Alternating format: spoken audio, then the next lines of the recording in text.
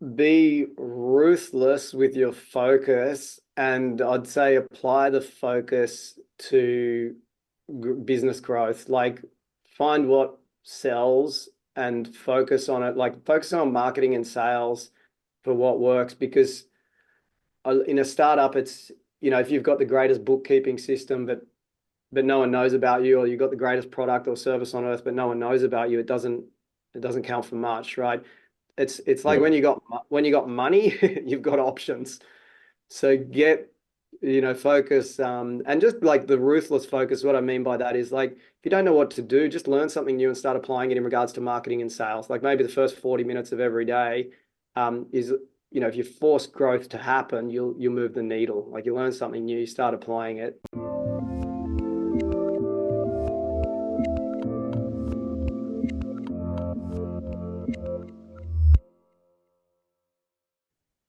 Hey everyone, this is Devin Miller here with another episode of The Inventive Journey. I'm your host, Devin Miller, the serial entrepreneur that's grown several startups into 7 and 8 figure businesses, as well as a founder and CEO of Miller IP Law, where he helps startups and small businesses with their patents and trademarks. You ever need help with yours? Just go to strategymeeting.com, grab some time with us to chat, and we're always here to help. Now, today we've got another great guest on the podcast, Christo Hall. And Christo started his journey from the age of around 10 years old, wanting to be a professional surfer. And then went on to graduate high school and went into professional surfing for I think around 9 years. And then after that, got into websites during that time, and as well as afterwards doing that for a number of years. And then or as the online marketplace began to get more and more crowded, kind of pivoted a bit and started running more on the workshops. Got hit a bit with COVID, and then had to scale back the team, and then bouncing back from that and continuing on forward. So, with that much as an introduction, welcome on the podcast, Christo. Thank you. Thanks for having me. Absolutely. So, well, I just gave kind of a quick run through to a much longer journey, but why don't we rewind and unpack a little bit and tell us a little bit about how your journey got started around 10 years old, wanting to be the professional surfer. Yes. Yeah. Well, I think, as a young child, I had two older brothers, and they got into surfing, and then I just kind of saw it. I actually remember, like, funny story. I remember the very first time my brother stood up on a wave, and I watched him, and I just was like mesmerized by this magic that he was standing on the water and riding. And then yeah, and then one of my first waves as well, I remember catching it. My dad pushed me on a broken wave, and I rode it on my belly, and I put my fist in the air like a superhero, and rode this wave, and I was just hooked from then on. And I guess looking back, and even still, just lucky that I found something that I loved, and I, like, had some natural ability for. So I was kind of blessed in that way that I could surf well from a very young age. So even, I actually started at around 8 years old surfing quite a lot. And then from about 10 years old, I was already competing, like, in like the sort of junior cadet type divisions where you're under 14s and things with bigger kids. And yeah, one thing led to another. I ended up sponsored by Billabong, the surf brand, the kind of global surf brand. And they were one of my sponsors for about, well, over 15 years. And so through school, my whole focus was kind of out the window. like like I'm sitting there thinking, what's the wind doing right now? How's that affecting the waves? How long do I have to sit here, and drawing waves in the books instead of, woodwork. I was terrible. I kept making little surfboards, instead of focusing on the projects. And anyway, I was pretty lucky. Then I went into surfing and could have a career at it. Yeah, Mm. for pretty much 9 years after school. And then Now, just my one question. So, when you yeah. went into surfing, was that just kind of directly out of high school? You had the sponsorship opportunity, got to do something you love. Did you do that while pursuing an education, or just kind of walk me through on that or that frame, kind of how Yeah, you got going on that? yeah, good question. Well, while I was still in school, I was pretty fortunate that I already had not a lot, but a bit of money given to me by my sponsors, and I could go to surfing events. We had like an under 20s kind of junior series in Australia. So it was sort of like the world tour for kids, and so I'd get away from school and I'd go, and it wasn't a lot. I might go and win, $1,000 or $2,000 in an event. But when you're 15 years old, that feels pretty good. So it was just this really clear path. And so even when I was 15 years old, Billabong took me to Hawaii. So I still had a couple of years left of high school, but I was sort of like, away a bit of the time. I remember teachers saying, I'm on my last, I'm hanging on by a thread. You're gonna, you're not gonna pass the year and things if you don't attend. Your attendance is getting, and so I had to get letters from Billabong saying I was competing and blah blah blah, and that was like my potential career and so on. But yeah, so that it just one thing led to another. Then even I'd started competing in some opens events while I was still in school. So as soon as I was out of school, I was hitting that. It was like I knew it was an opportunity of a lifetime to be kind of paid to and travel around the world at, I guess, at someone else's expense. That you know, and so I went for it and went all in. Yeah, I guess like I was one of these ones that I guess in the background I always knew there'd be life after surfing though. So I was fortunate that I was sponsored and I could live the dream, of what I wanted to do. But I was scratching at times. There were times I was at surfing events in, like one I remember I was in Spain and I looked in my bank account and I had $200 in the account. And I'd covered the accommodation there, but I was supposed to go on to like a couple more events, and I'm like, well, I can't find myself. And so then I'd just get enough prize money to just get to the next event, then the next event, and then the next thing I know, I got a good result and I was flying off to Brazil to continue on with the tour. So I wasn't like loaded because it's very expensive spending money and in that kind of career. But both my parents are small business owners. My grandparents are small business owners as well. And so I kind of had it in the back of my mind. I think at the end of surfing, a lot of professionals, well, in the end of a sport, because it's like your purpose of life when you have I guess as a sporting professional is the next event. Like it's a really clear purpose you have and what you're supposed to do. Like do well in the next event, and that's the meaning of life. So I guess a lot of surfers or any professional sports people at the end of a career, your sort of purpose is gone. And a lot of people kind of go off the rails. And I could see older guys that would, end up on substance abuse and like all sorts of weird stuff. They crashed, kind of at the end. If the sponsorship's pulled out from under you and you can't go anymore. So I kind of always knew. So while I was competing, I did start some ventures. So I started coaching young up and comings. I was organizing like coaching squads and groups of people, young kids, and then some sort of intermediate surfers that wanted to do better. And then I bought into a surfboard production business. So I bought in as a partner, we actually produced learner surfboards that we sold to surf schools. Those kind of like big yellow, blue, purple, pink surfboards you see in holiday destinations around the world. So for a while there, we were the only producer in Australia, and because of contacts through surfing, had a bit of a foot in the door with a lot of people. So yeah, we'd sell like 30, 40 boards at a time to surf schools, and summer was crazy busy, and then winter was sort of slow. And I ran that while I was still competing, and then sort of phase as I stopped competing, went into that, and then one thing led to another, and actually ended up into internet marketing down the track, sold out of that one. Yeah. No, so you got in, so you did, I think you did, if I remember right, when we chatted a bit before, you did surfing for about 9 years, is that right? Yeah.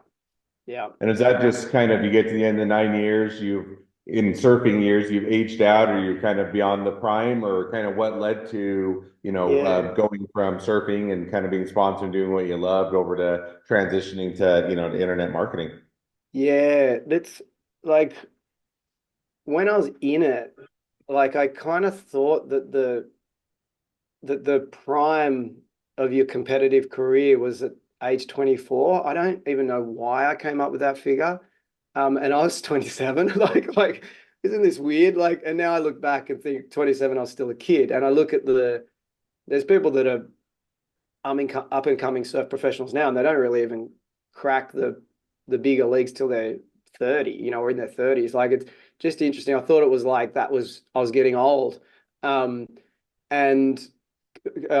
sponsorship was drying up a bit. So, and then there was a part of me which felt like I was going back to these same destinations around the world, sort of spinning my wheels. Meanwhile, while other people and friends and colleagues at home were starting proper careers, or like progressing in their Mm. careers. My friends that had done university have finished, they've got a proper job and they've even got the promotions and things by now. And I'm like, what am I doing? So there was a bit of me felt like missing out. Now that I look back, I would have actually continued doing it for another, maybe in 5 years but yeah. But at the time, maybe I wouldn't, like at the time I was like, I need to get some money. I need to build up things because that's like chasing my tail a bit with that. Yeah. So that was really what made me go, okay, that's it. Yep. So now what, or so you get into that direction. Now, what took you to, or go from surfing where, sounds like, it's pretty, physically demanding. Also, you get to be out and, outside all day and enjoying the waves and those type of things. What took you in the direction of internet marketing? Was it just, hey, have some background experience, personal interest, kind of, a friend introduced you into it, or kind of how did you or go from surfing into that direction? Yeah. So good question. I was running the surfboard business. And so when I finished competing full time, I was sort of like spending a lot of time in the surfboard manufacturing business. And whether I was kind of spoilt in life that I got to travel so much previously and surf so much, I realized that business I was tied to a location so much and tied to being there. Like so I liked it, but I got to the point where I was like, I need to find something else. And the internet marketing really piqued my interest because I went off and learned to build websites, did like college, like nighttime kind of college courses, like private TAFE colleges and things, and learned and developed sites to try and sell more boards. And then people recognized what I was doing with the kind of like marketing of the softboard business, and then asked me, "Hey, can you make a site for me? Can you help me with my website?" And one thing led to another with that. And then my real interest was kind of how to make the phone ring rather than focusing on coding a website. So I did it enough, but I was like, hey, let's try and work out some ways to, help you get more customers and so on. And yeah, one thing led to another in that. And I guess the intention was because I'd been surfing and traveling the world, I wanted to be able to continue that somehow. And just the whole online, even website development, you can do it from anywhere, and you can travel and still surf. I felt like if I don't go and surf these kind of the best waves on earth, at least, once or twice a year, I'm kind of depriving myself as a surfer. So I Mm. still wanted to have all of that flexibility. And yeah, and then I partnered up with someone who was in branding for kind of all her life and career. So we kind of did a business partnership at that point in time. I had like a lot of interest in sort of the, technical side and creating marketing funnels and things. And yeah, funnily enough, then I helped a couple of people that were in like life coaching, and then they introduced me to the college owner where they got certified, these private colleges. And then the college contacted me and said, "Hey, can you run sessions to teach our coaches what you're doing?" And then suddenly and they had a big customer base. Must have been around like 1,000 or so. They were really, really successful.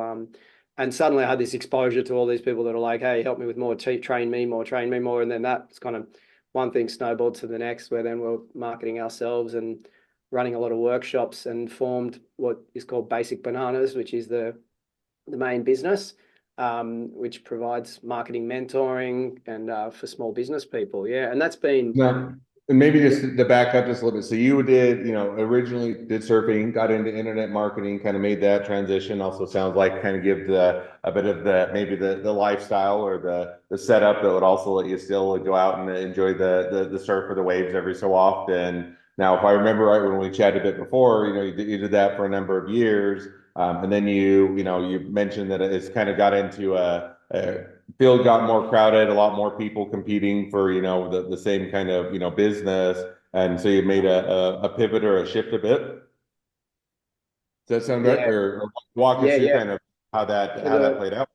from the surfboard business, you mean, right? So that one, it was getting competitive. Suddenly there were people producing out of China, and it was sort of like you could tell they're sort of banging on the door. I could tell it was going to get harder because we continued to focus on surf schools because our point of difference was they want a really strong board. So they want one that, because if you've got, English and German backpackers coming to Australia, big guys that are learning on these boards and they're trashing them over and over and over, those boards cop a flogging. And the last thing that the surf school owner wants is to be repairing of damaged boards, every day. So we were just focused on being the strongest to be different. And all the ones out of China, that started were mostly pretty brittle, and they were good for kids, but not for adults. And then I could see they started to get better. Basically, what happened is we were kind of getting there was two fronts. The boards out of China started to get a little better.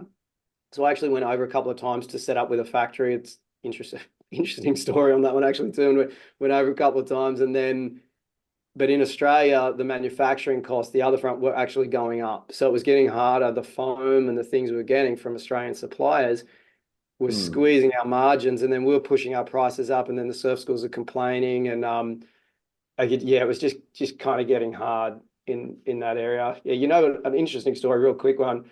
Went to China, set up our own manufacturing, was kind of hard, and found it difficult. And then we got approached by a company which is it's a surf company called FCS. They're a big company. They're actually owned by Macquarie Bank, which is a big listed company on the stock exchange, like massive.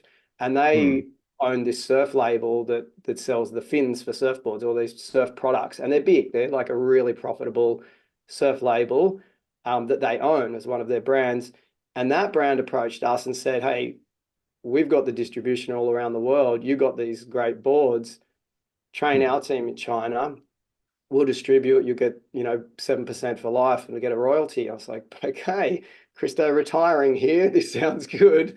Went and started to set it all up now. And then this was when the tsunami hit in Japan, and they had that like radioactive fallout. What was it called? Fujikuma or something? I can't remember the name exactly. But they had this tsunami hit, radioactive fallout. The lockdown area included the area where this FCS, this surf company's warehouse and distribution was.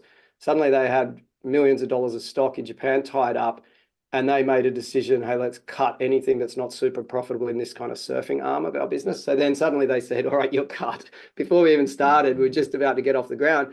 But they said, good news is we've set up the manufacturing in China. We're using your processes. We'll just directly introduce you, and you can continue on with them directly. So that was a good little intro, and then run it that way for a while, importing containers of boards, and then sold out. I sold out of it to a business partner.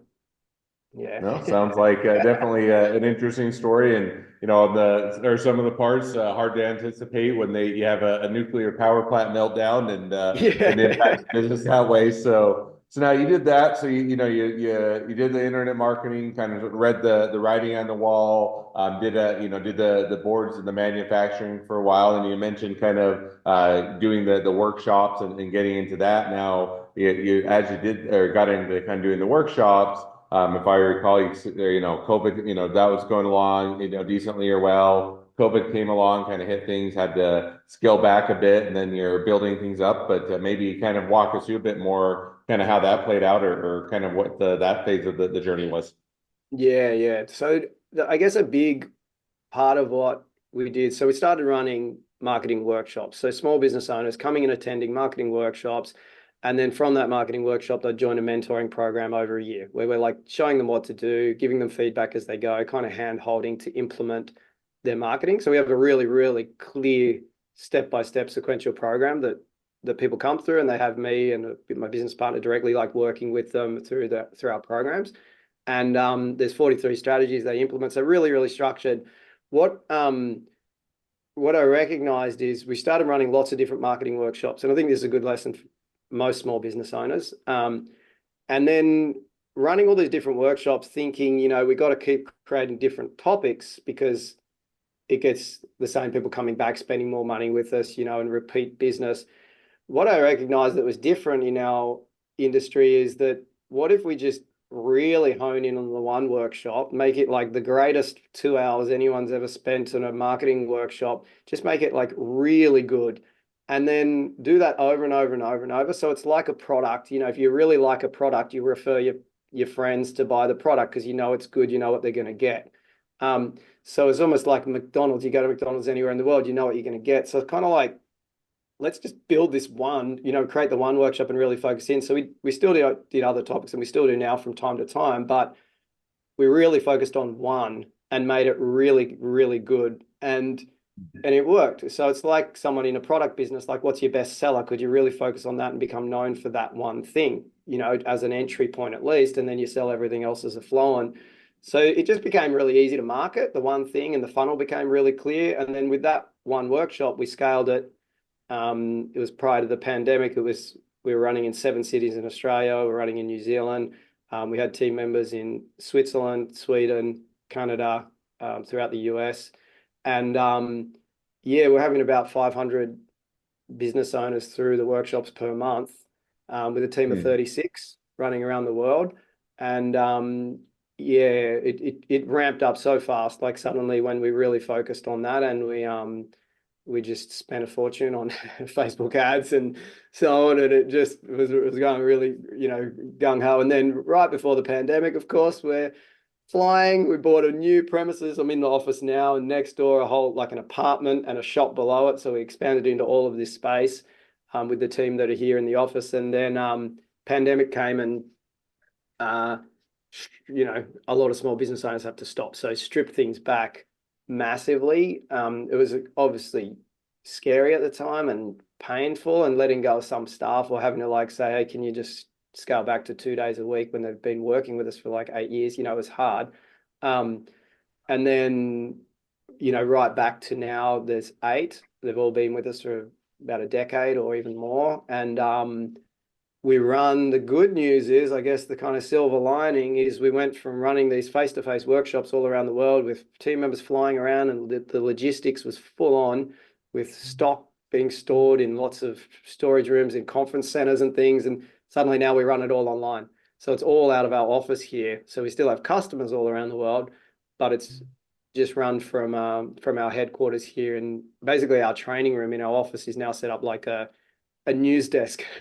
So we can stand at the desk. We thought running workshops, rather than just doing slideshows like a lot of people do, let's do it more like a news desk, where the screen's behind us. We've got a whiteboard wall you can draw on, and you can, talk and be more engaging. Yeah. So I guess that's the fast kind of version of all the pain of the Oh, pandemic. so now, so definitely, and that's again kind of the story of a lot of people got hit with the pandemic. Wasn't necessarily something that you could anticipate or otherwise would want, but thrust upon you, so to speak, and all you can do is adjust and adapt for it. So now you're coming out of the pandemic, you're rebuilding. So maybe kind of catch us up where are things at today, and if you were to look at the kind of the next 6 to 12 months as far as where things are headed, where do you kind of see things headed? Yes. So we, through like recent time, just refining our year-long mentoring programs, really been our focus, and making that like the one amazing thing, because we did have other offerings and things. But so now with that one, just making it as squeaky clean, the best process ever.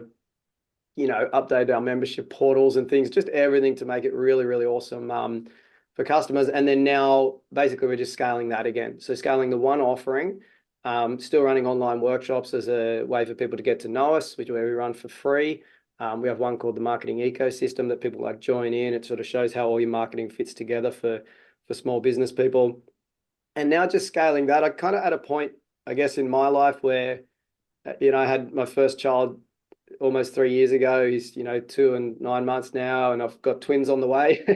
They're due in Hmm. about a month, and from now, and I'm just like, we had a lot of success, and I it might sound, I don't want to sound like I'm full of myself, but I had this moment in the pandemic where I just realized, I'm like, I could stop, like I could retire. I own a bunch of property and things, and been pretty lucky and fortunate through the business growth. And then I was like, no, my calling, like my purpose, is to serve people and make people's life better. And I realized that the best and the most impactful way is through we call it the Clever Bunch, the year-long program, our mentoring program.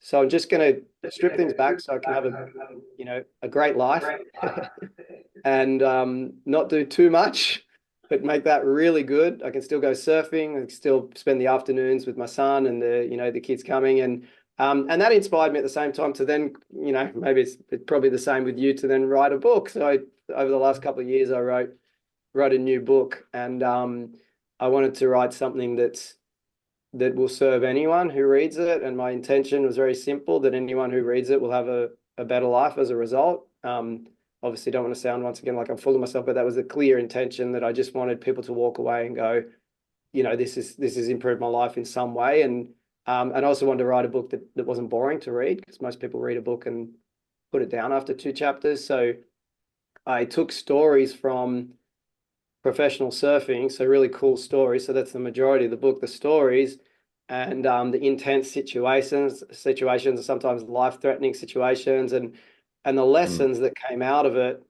Because competing on that level, it's like really clear. Like I was saying, you got a really clear purpose. It's the next event, and I'd go through these recurring patterns as the events were in the lead up, and I recognized, the same anxiety, the same dreams, and it almost would happen. I'd be ready too early and have to pull back because the event's not for a couple of weeks. And then I thought, I'll take these lessons from professional surfing, share through the book then how I've applied them in business, and basically a takeaway from each chapter that people can implement. So that's been like a big focus for me as well. And right at the moment, so moving forward, like looping back to your question, like it only released, a bit over a month ago, and the feedback's been amazing. So I want to get the book out there to as many people as possible as well. It's called Beyond the Break for any listeners. If you search Beyond the Break and search Christo, my name, it'll come up for a bunch of retails. But yeah, that's been that for me right at this moment, is like,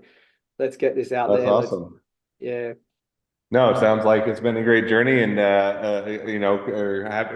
reaching the phase where you're searching for the good work-life balance, and be able to do the things you want in life and still be able to keep the lights on and pay the bills is always a good place Yeah. to be, and always a hard balance to find. So it sounds like you're making good progress on that front. So well, awesome. Well, kind of with that, now as we've reached the present day of the journey, and even looking a little bit as to where things are headed, great time to transition to the two questions I always ask at the end of each episode. So we'll jump to those now. So the first question I'd like to ask is, along your journey, what was the worst business decision you ever made, and what'd you learn from it?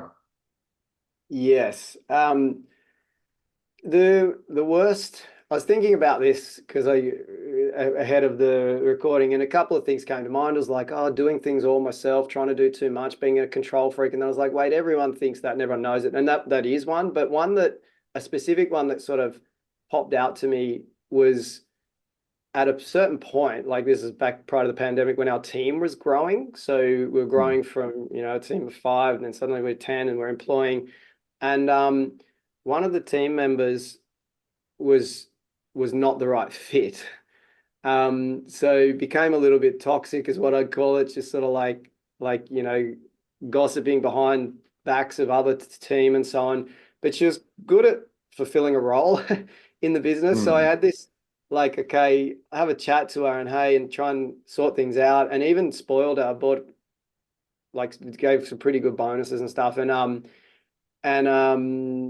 and then just kept her on too long. Like, so the lesson was this: if someone was almost like just trying to undermine um things in the business and talking to team and so on, then other team would come to me and say, hey, she said this, and then another person come to me, and I'm like, oh. So I confronted her a couple of times, but it was clear that it wasn't her dream to be there as well, is the way I like to think of it. And I should have jumped on it straight away, but I let it go on for months and months. And looking back, should have just said, had the conversation, hey, do you really want to be here? Like, I don't doesn't sound like it, and kind of let it go. Because it did confuse other Yeah. team members, created this. Yeah, what I'd say I learned, what we implemented from that was a one of the team members kind of split roles. So one of the hats a different team member now wears, or since then, is team happiness rock star. So rather than me being a boss and having to, sort out team all the time, I made, even though we're a small team at the time, one of the team members, it's your part of your role is team happiness rockstar. So make sure everyone's happy, make sure there's no like, gossiping negativity behind the scenes. If there's any issues, get on it straight away. Let me know.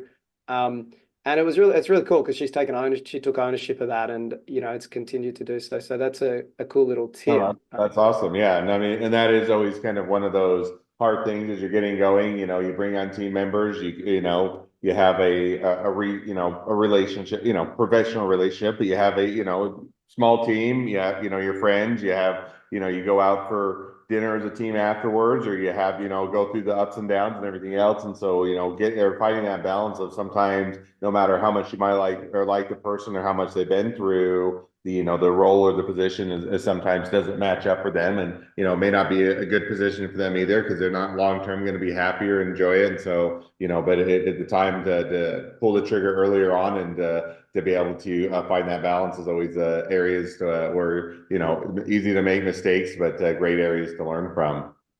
Second question now that I like to ask is, so now if you're talking to somebody that's just getting into a startup or a small business, what would be the one rule of thumb you'd recommend?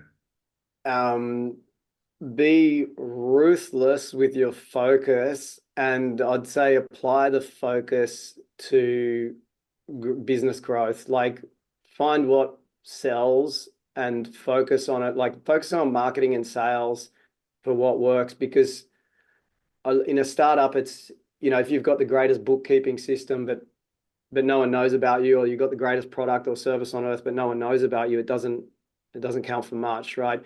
It's like Yep. when you got money, you've got options.